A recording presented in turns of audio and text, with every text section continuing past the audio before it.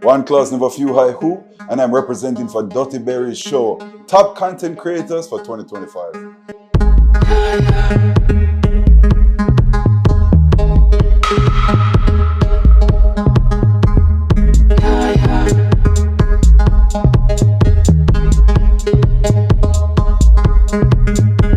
Alright, no, so for those who might not know, who is Ganja Clauze and what kind of content does Ganja Clauze create? My name is 1Clauze never few high who, and I chat too much. I'm essentially somebody who, I'm a social commentator. I talk about current events. I give my opinion. Sometimes all when I'm not supposed to, but I talk my mind, and yeah. If you haven't heard my voice before, you probably haven't been on your phone. Taboo the man them really go last night. If Uno did want to look on, I have been permanently banned on TikTok. People, I have to go look work. How do you decide the topics that you cover? Is it that you just wake up and you scroll and you see that this is probably trending and you say, you know what, here are my 2 cents?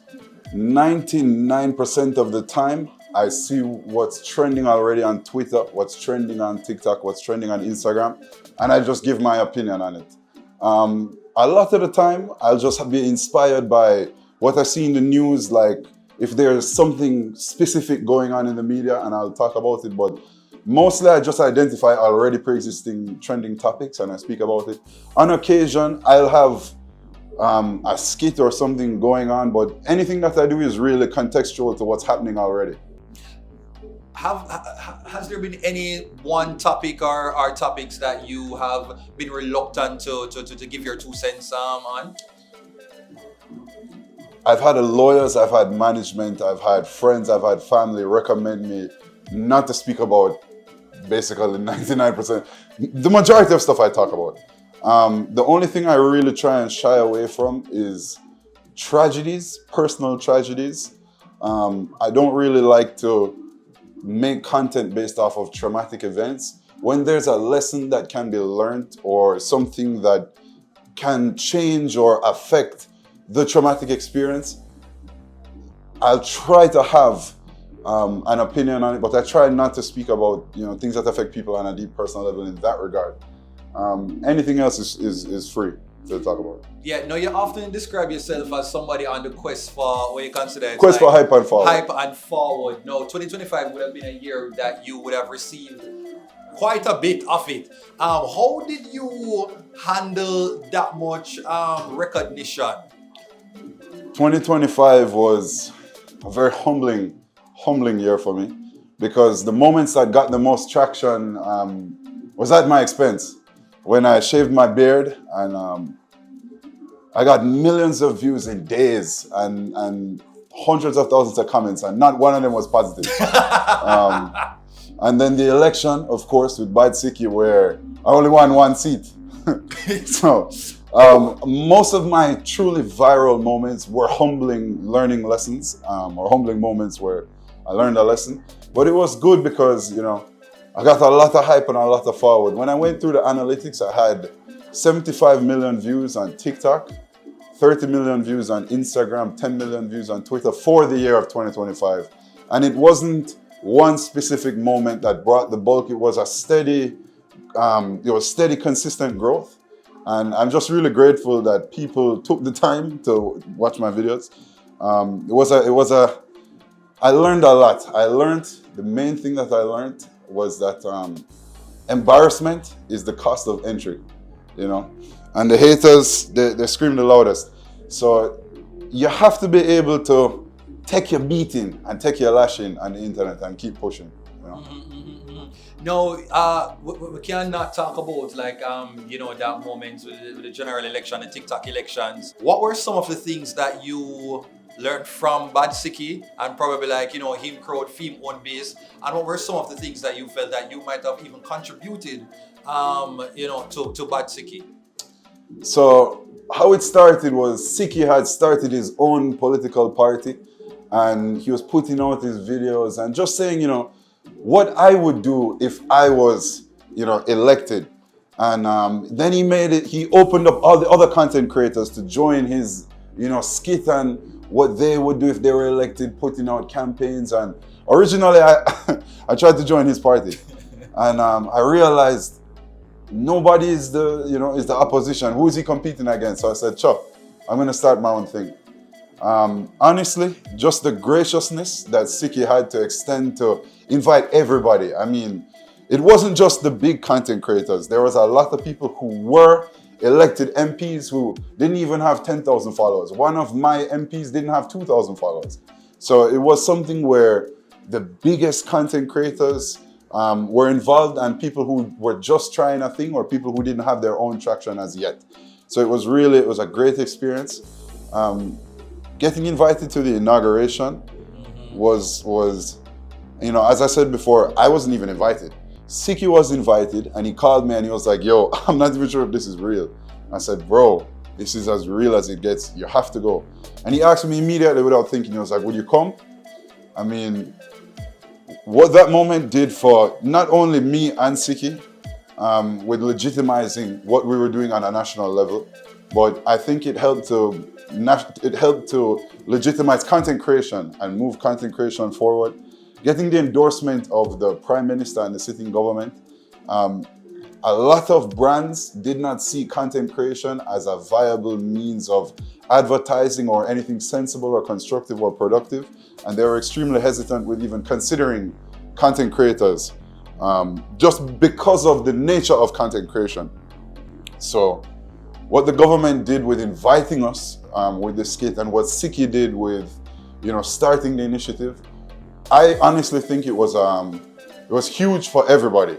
So I'm very grateful to Siki, I'm grateful to the government, I'm grateful mostly to the audience for tuning in, because people never had to watch, and people really felt connected with it, because as much as it was a joke, right? As much as it was a joke, people really want to have serious conversations, and they want to be involved in their future, as it relates to politics. So it was really eye-opening, especially for those who are in power and for those who are on the outside, to see that they're listening and they're watching and they're paying attention and they're taking us seriously. Yeah, and one of the things that I thought that it also did for you, it was also a moment to reintroduce you in a way that you're pretty much a very excellent extemporaneous speaker. And not just that, quite witty, because even in that moment you have to be quite knowledgeable about politics and to know how to kind of play with the different idiosyncrasies that come along with being a politician, and you did that very smartly. So I was just like, okay, so would you potentially say probably comedy in terms of comedic acting, or so along the line, or what some would probably tell you, say, politics? I've thought about it a lot, and as much as comedy is the way or the medium that I use to express myself, it's mostly because you can't say certain things without serious repercussions if it's not framed in the form of a joke. I don't see myself as a comedian. I don't want to go into comedy because I feel, unfortunately, if you start off as a comedian, everything that you say going forward is seen within the framework of a joke. I much prefer to say serious things in a humorous, palatable way. Would I go forward in politics? Not for the next election cycle or the one after that. I need more life experience. I need more relationships. I need to learn more. I need to grow more. But what this experience showed me is that people are desperate for representation from non-traditional means. The system as it is isn't really appealing to young people. I think that when you look at the voting turnout numbers, that's most accurately represented where young people don't feel like their voices are being heard. So in future, it is something that I want to do, not for now. As content creator, just being a popular content creator, does it help you out in the personal life? Is Claus now having things a lot easier in the streets? Well, it helps to be recognized. It helps to go somewhere and somebody say, "Yeah, Claus that," or "Hi who," or it feels good. Boy, I want to tell you, say, yeah, no forget and real. I've lost more girls than I've gotten. from the content creation. But it is what it is. Big up all of my fans, big up everybody that pays attention.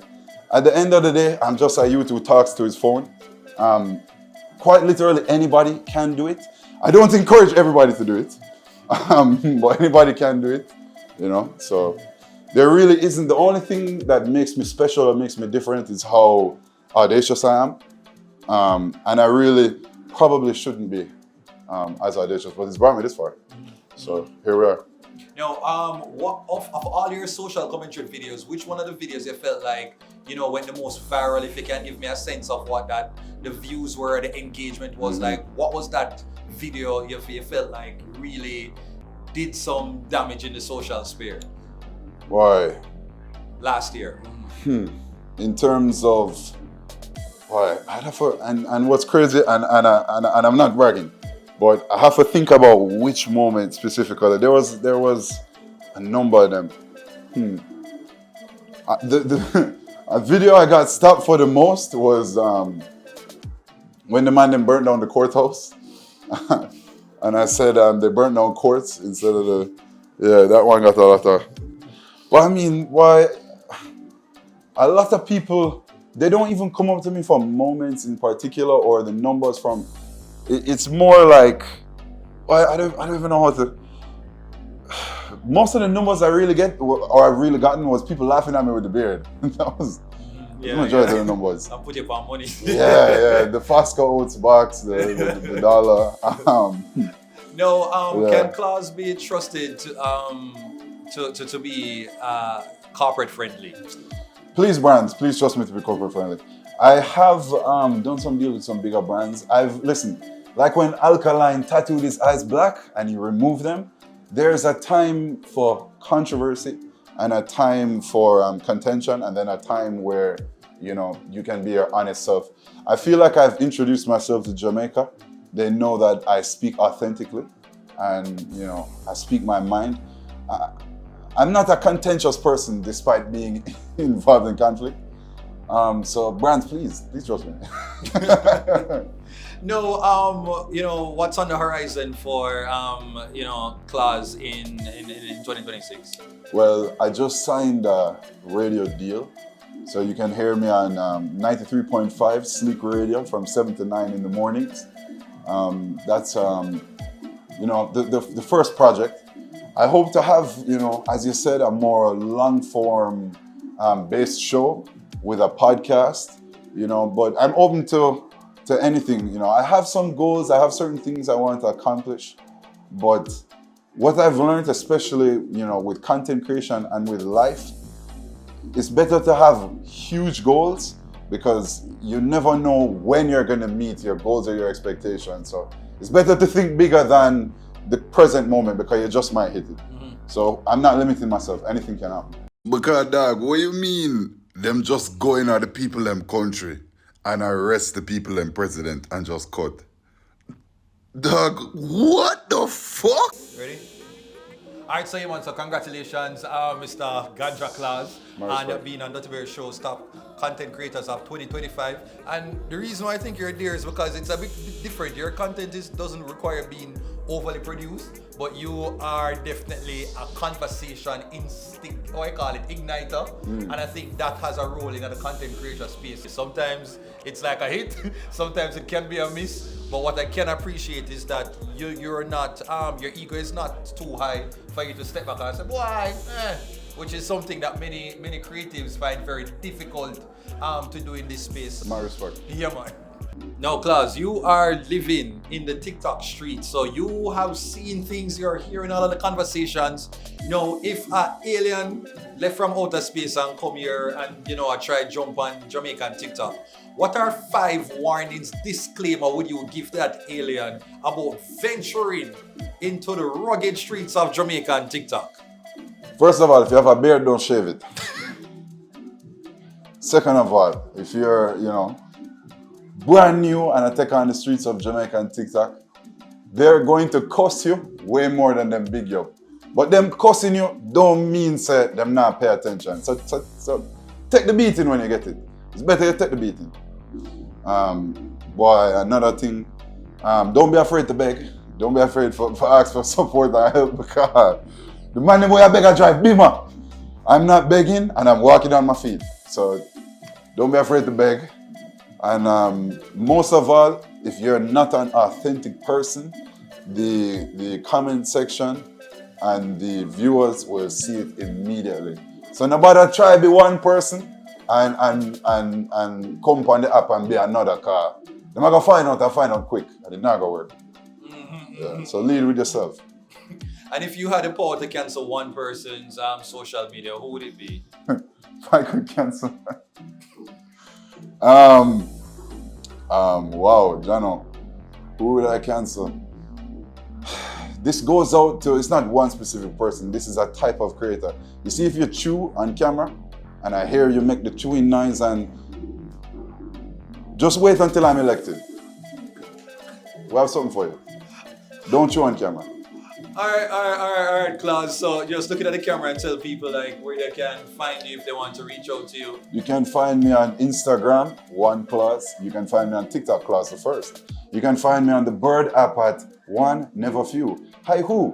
But if you type in Claus or if you type in Ganja, my name will pop up. All right, bless you, man. Yeah, man. That was good.